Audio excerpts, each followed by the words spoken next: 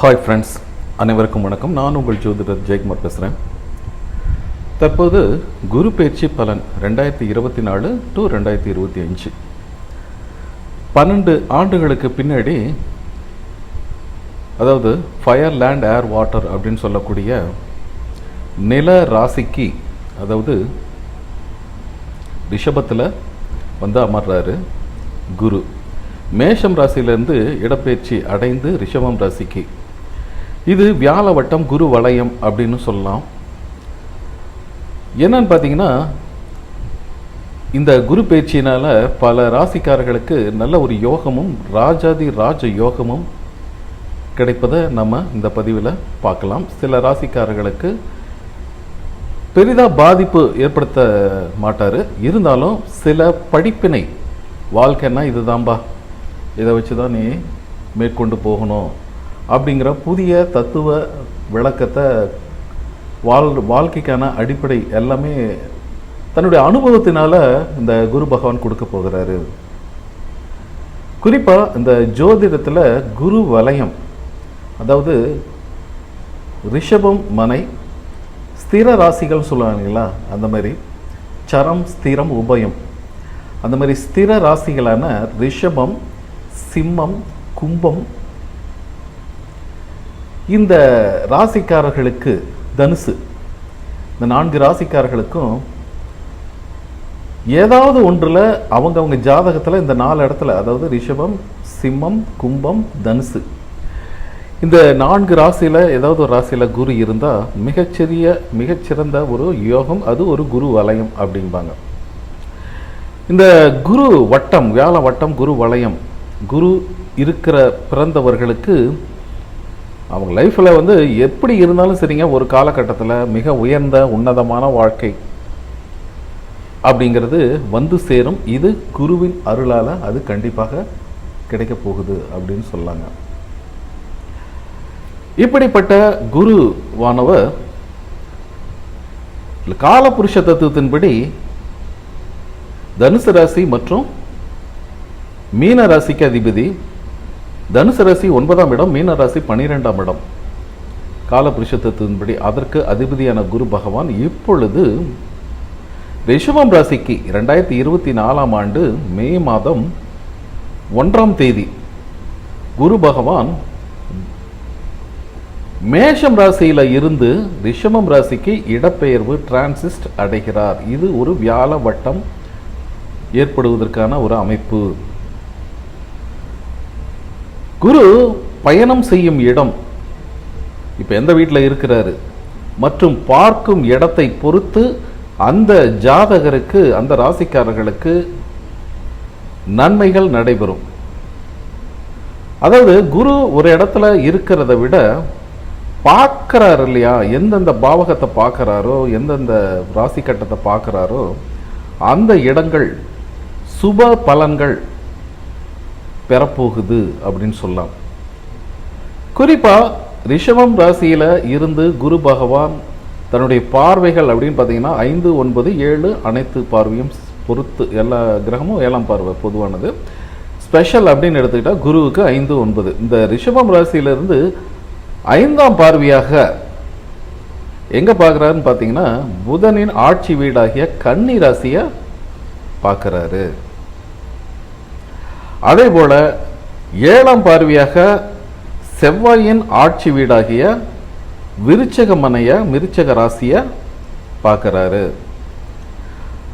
9ஆம் பார்வையாக சனியின் ஆட்சி வீடாகிய மகரம் ராசியை பார்க்கிறாரு.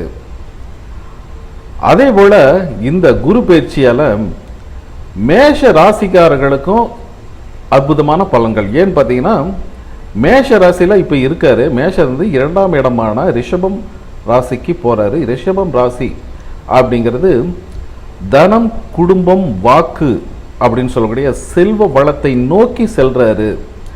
அப்படிங்கிறதுனால மேஷ ராசிக்காரர்களுக்கும் பல நன்மைகள் காத்திருக்கு. அதே போல அட்டமச்சனியால் பாதிக்கப்பட்டு அல்லலுற்று துன்பற்று வேதனையுற்று பல தடை தாமதங்களை சந்திச்சு கொண்டிருக்கின்ற கடகம் ராசிக்காரர்களுக்கும் இந்த ராஜயோகம் கண்டிப்பாக கிடைக்க போகுது இந்த குரு டிரான்சிஸ்டனால. ஓகே, இப்பொழுது நம்ம மேஷம் முதல் மீனம் வரை எப்படி என்னென்ன பாவகத்திற்கு என்னென்ன ராசிக்காரர்களுக்கு இந்த குரு டிரான்சிஸ்டனால, ஏன்னா குருன்னா சுபகிரகம் இல்லையா, அந்த சுபகிரகம் இடப்பெயர்ச்சி இந்த ராசிக்காரர்களுக்கு எப்படிப்பட்ட பலன்களை கொடுக்க போகுது அப்படின்னு பார்ப்போம். இந்த பதிவு பிடிச்சிருந்தால் லைக் பண்ணுங்கள், பிடிக்கலனா டிஸ்லைக் பண்ணுங்கள், உங்களுடைய ஆரோக்கியமான கமெண்ட்டு ஷேரிங் பண்ணுங்கள். சப்ஸ்கிரைப் பண்ணாத நண்பர்கள் சப்ஸ்கிரைப் பண்ணி நமக்கு ஆதரவு கொடுங்க. வாங்க இந்த ராசிக்காரர்களுக்கு எப்படிப்பட்ட பலன்கள் கிடைக்கும் அப்படிங்கிறத பற்றி பார்ப்போம். குரு பயிற்சி 2024 துலாம் ராசிக்காரர்களுக்கு எப்படிப்பட்ட பலன்கள்? துலாம் ராசியிலிருந்து ரிஷபம் ராசி அப்படின்னு பார்த்தீங்கன்னா 8ஆம் வீடு இல்லையா, அந்த 8ஆம் வீட்டில் குரு பகவான் பயிற்சிக்கு போகிறாரு. இது உபஜயஸ்தானம் அப்படின்னு சொல்லப்படுது. உங்கள் ராசிக்கு 3ஆம் வீட்டிற்கும் 6ஆம் வீட்டிற்கும் அதிபதியாக அவர் இருக்காருங்க. 3ஆம் வீட்டின் அதிபதி குரு, 6ஆம் வீட்டின் அதிபதி குரு. ஸோ சுக்கிரனின் ராசியில் இது இருக்கிறது அப்படிங்கிறது பார்த்தீங்கன்னா குரு உங்களுக்கு நல்லது கொடுப்பாரு. ஏன்னா 3ஆம் இடம் 6ஆம் இடம் எல்லாம் மறைவு ஸ்தானம். ஸோ அந்த கிரகம் உங்களுக்கு நன்மை செய்யுமா அப்படிங்கிறது ஒரு கருத்தில் அப்படி எடுத்துக்கலன்னாலும் அதனுடைய பார்வைகள் உங்களுக்கு சூப்பராக இருக்குது அப்படின்னு சொல்லலாம். சரிங்களா? ஸோ எந்த விஷயத்துலையும் பார்த்தீங்கன்னா ஒரு தடவைக்கு 2 தடவை யோசித்து பண்ணுங்க. சரிங்க, இந்த துலாம் ராசியை பொறுத்த வரைக்கும் டக்குன்னு பார்த்தீங்கன்னா இந்த அஃபிடேவிட்டு, சைன், நிலம், மனை சம்மந்தப்பட்ட விஷயங்கள், நிதி, பொருளாதாரம், பண விஷயம், இல்லை டக்குன்னு ஒரு முடிவை எடுத்துக்காதீங்க. சரிங்களா? உங்கள் எண்ண ஓட்டத்தை கட்டுப்படுத்தி ஆன்மீகமான ஒரு அமைப்பில் நீங்கள் போகும் பொழுது நல்ல ஒரு முன்னேற்ற முயற்சிகள் வரும். 8ஆம் வீட்டில் இருக்கிறதுனால குரு உங்கள் உடன் பிறந்தவருடான உறவு வகையில் பேச்சுவார்த்தையில் சில வில்லங்கங்களை கொண்டு கொடுக்கும், ஒரு ஏமாற்றத்தை கூட கொடுக்கலாம். பணி இடத்துல உங்கள் ஊழியர்களுடன் சில கருத்து வேறுபாடுகள் ஏற்படுறதுக்கும் வாய்ப்புகள் இருக்குது. சரிங்களா? ஸோ அதை நீங்கள் ஏன்னா ஜோதிடமே பார்த்தீங்கன்னா ஒரு ப்ரிகாஷன் தான். இந்த நேரத்தில் நிலைமை சரியில்லை, அடுத்த நேரத்தில் நிலைமை சரியாகும் அப்படிங்கிறது தான். ஸோ நிலைமை சரியில்லை அப்படிங்கிற நேரத்தில் நம்ம கொஞ்சம் சுதாரிக்கணும். இது ஒரு ப்ரிகாஷன், ஒரு அப்படியாக தான் எடுத்துக்கணும். சரிங்களா? ஒரு முன்னெச்சரிக்கை அப்படிங்கிறது தான். நெகட்டிவாக சொல்கிறதுனால எல்லாமே நெகட்டிவாகவும், பாசிட்டிவாக சொல்கிறதுனால எல்லாம் பாசிட்டிவாகவும் இருக்கிறது. உள்ளது உள்ளபடி எடுத்துரைப்பது தான் இந்த ஜோதிடர் ஜெயக்குமாரனுடைய தன்மை. சரிங்களா? ஸோ பணி இடத்துல இந்த 8ஆம் வீட்டில் இருக்கிறதுனால பணி இடத்துல கொஞ்சம் சக ஊழியர்களை கொஞ்சம் விட்டு கொடுத்து போங்க. சரிங்களா? நம்ம சொன்னது தான் சரி அப்படிங்கிறதெல்லாம் இல்லாமல் நீங்கள் கொஞ்சம் அதே மாதிரி ரெக்கசேஷன் வளர்த்தீங்க. மேலதிகாரி உயரதிகாரிகளிடம் கொஞ்சம் கருத்து வேறுபாடுகள் வந்தாலும் அதை தீர்க்கறதுக்கு நீங்கள் உங்களாலான முயற்சிகளை பண்ணுவீங்க அப்படின்னு சொல்லலாம். ஸோ நீங்கள் எந்த ஒரு செயல்களையும் பார்த்தீங்கன்னா பல சவால்களை கடந்து அதுக்கு பின்னாடி அது நல்ல ஒரு வெற்றிகள் உங்களுக்கு கொண்டு வரும்.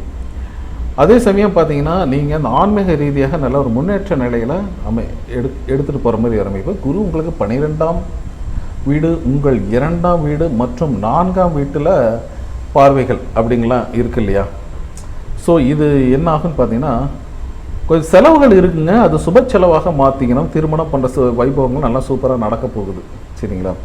அதே சமயம் உடல் ஆரோக்கியத்திலும் இஎன்டி பிரச்சனை அப்படின்னு சொல்கிறீங்க இல்லையா, தொண்டை, கண், காது, மூக்கு இதெல்லாம் கொஞ்சம் பிரச்சனைகள், ஏதாவது இந்த அலர்ஜியான ஃபுட்டு வகைகள் சாப்பிட்றது, குளிர்ச்சியான அமைப்பு இதெல்லாம் செய்கிறதுனால கொஞ்சம் உடல் தொந்தரவுகள் வரும். வயிறு, கல்லீரல் இப்படியெல்லாம்.